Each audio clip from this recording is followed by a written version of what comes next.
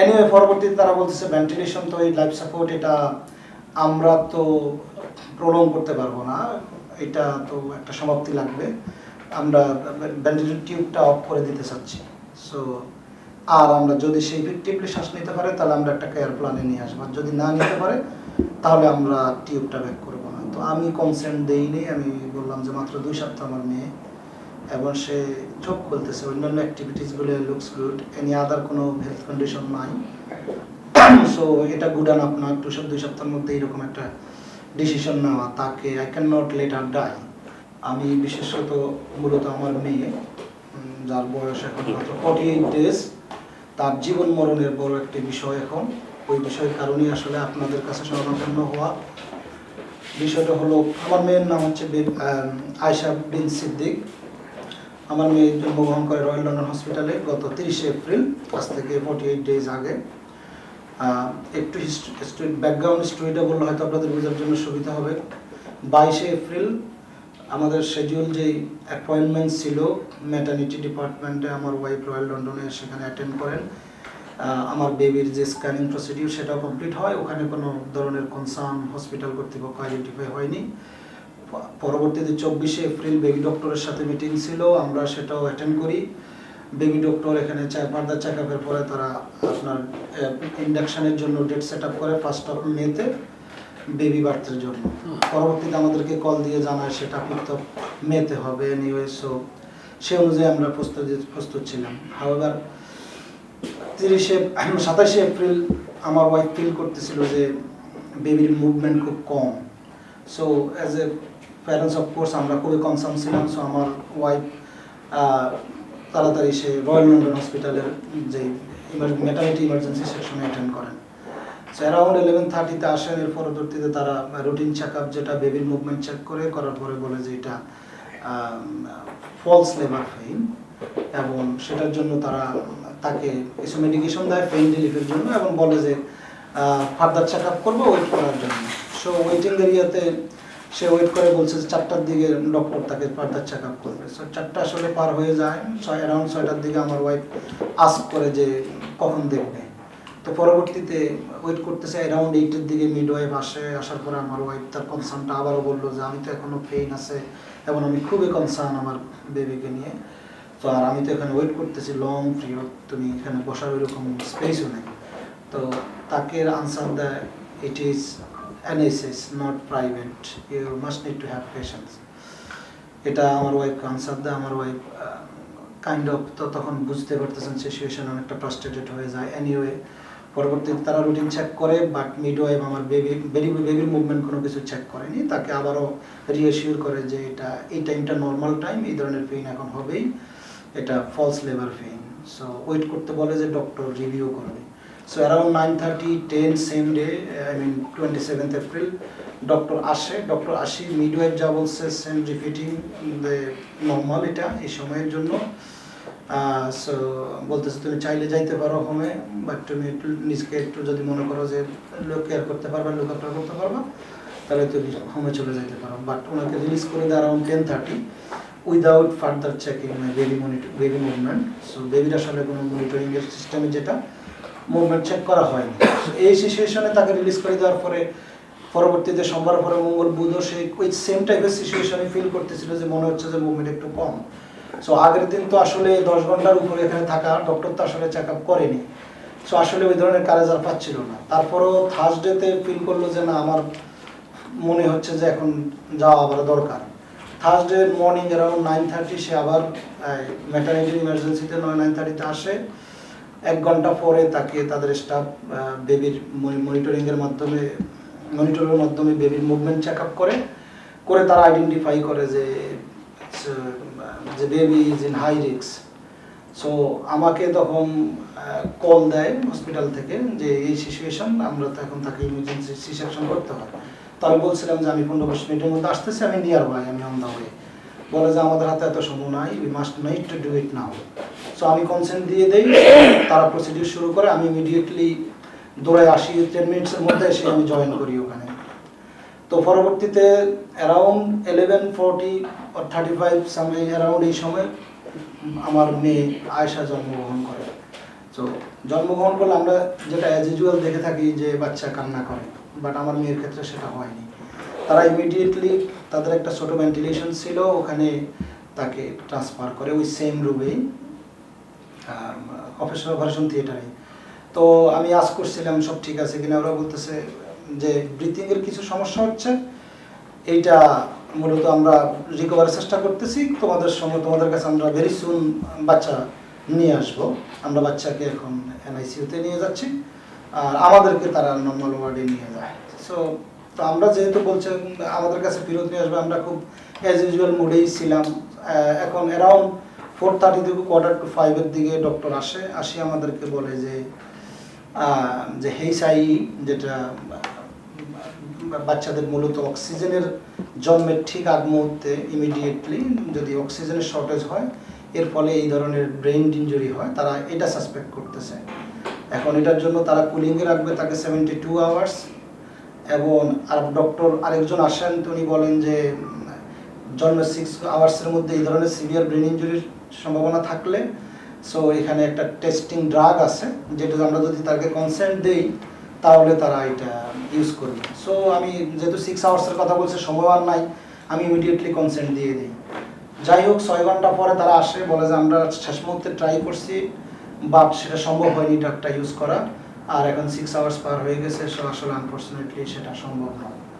তো পরবর্তীতে যাই হোক তারা বললো অ্যাজ ইউজুয়াল প্র্যাকটিস তারা এই সিচুয়েশনে যেটা করে, কুলিং 72 আওয়ার্স রাখবে, সেটা তারা রাখে। এরপরে তারা 5th মে 5ম দিনে তারা এমআরআই করে। সো এমআরআই করার পরে ডক্টর আমাদেরকে ইনফর্ম করে যে সে সিভিয়ার ব্রেন ইনজুরি সাফার হয়েছে, যেটা তারা আগে থেকেই আমাদেরকে বলে আসতেছিল। সো এখন ক্লিনিক্যালি যেটা ডায়াগনোসড হয়েছে। পরবর্তীতে এরপরে আমাদের সাথে বিভিন্ন মিটিং হয়, তারা বলতেছে যে বেবি কতটুকু ইফেক্টিভলি শ্বাস নেবে তারা খুবই কনসার্ন, বেবির মুভমেন্ট নিয়েও কনসার্ন। তারা মনে করে যে তখনও পর্যন্ত আমার মেয়ে চোখ খুলতেছিল না, তো বলছিল যে হাইলি আনলাইকলি আমার মেয়ে চোখ খুলবে এবং বেবির শরীরের কোনো ধরনের মুভমেন্ট হবে বলে মনে হয় না তাদের। তারা রিপোর্টের উপর বেস করি আমাদেরকে সেটাই বললো। বাট আলহামদুলিল্লাহ পরবর্তীতে দেখলাম যে এমআরআই রিপোর্টের 1 সপ্তাহ পরেই দেখি যে আমার মেয়ে আলহামদুলিল্লাহ চোখ খুলছে। আস্তে আস্তে চোখ এখন দেখি যে খুবই নর্মালভাবে সে রিয়াকশন করে, আই কন্ট্যাক্ট করে, আমরা গেলে সে ফিল করে।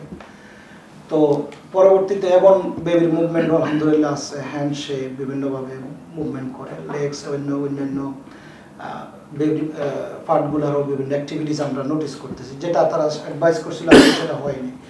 এনিওয়ে পরবর্তীতে তারা বলতেছে ভেন্টিলেশন তো এই লাইফ সাপোর্ট এটা আমরা তো প্রলং করতে পারবো না, এটা তো একটা সমাপ্তি লাগবে, আমরা ভেন্টিলেশন টিউবটা অফ করে দিতে চাচ্ছি। সো আর আমরা যদি সেই ইফেক্টিভলি শ্বাস নিতে পারে তাহলে আমরা একটা কেয়ার প্ল্যানে নিয়ে আসবো, যদি না নিতে পারে তাহলে আমরা টিউবটা ব্যাক করবো না। তো আমি কনসেন্ট দেইনি, আমি বললাম যে মাত্র 2 সপ্তাহ আমার মেয়ে এবং সে চোখ খুলতেছে, অন্যান্য অ্যাক্টিভিটিসগুলো লুকস গুড, এনি আদার কোনো হেলথ কন্ডিশন নাই। সো এটা গুড এনাফ না 2 সপ্তাহের মধ্যে এরকম একটা ডিসিশন নেওয়া, তাকে I can not let her die. So পরবর্তীতে তারা এগ্রি হয়, ঠিক আছে, তারা আবার ভেন্টিলেশনে আবার ব্যাক করবে, দেখবে যে কতটুকু ইফেক্টিভ হয়।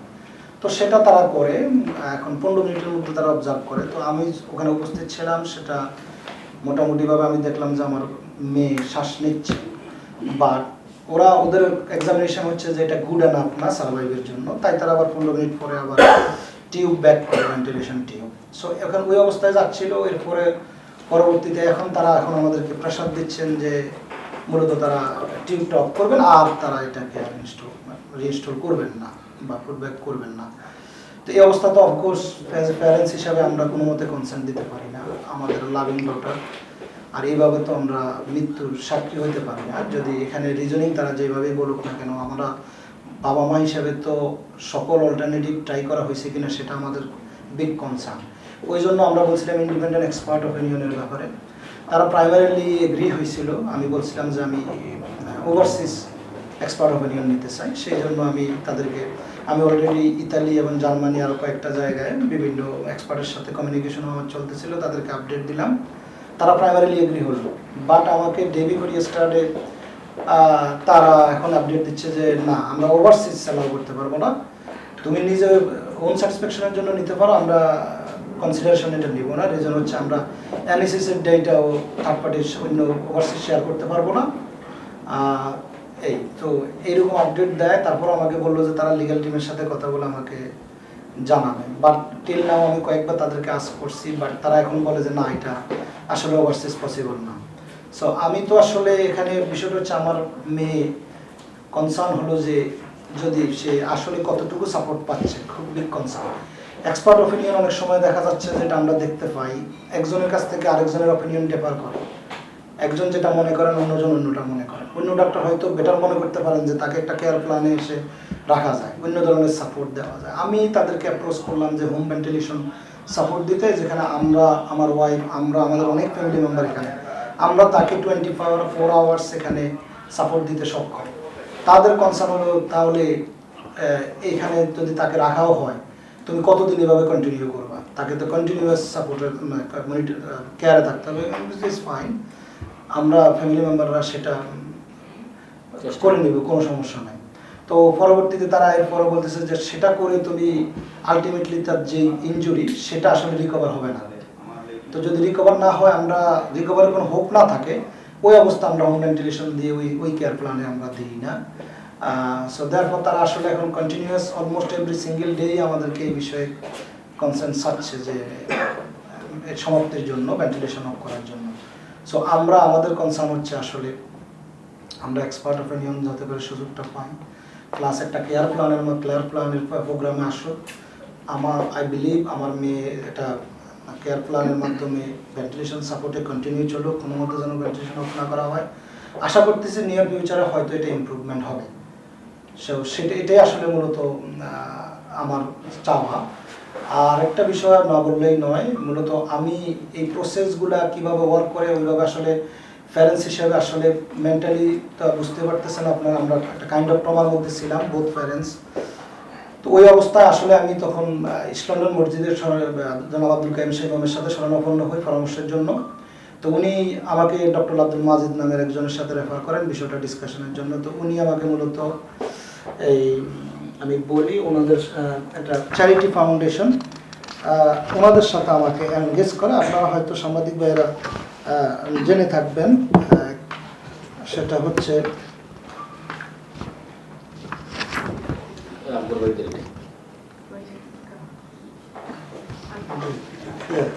তাফরিদা রাকিব ফাউন্ডেশন।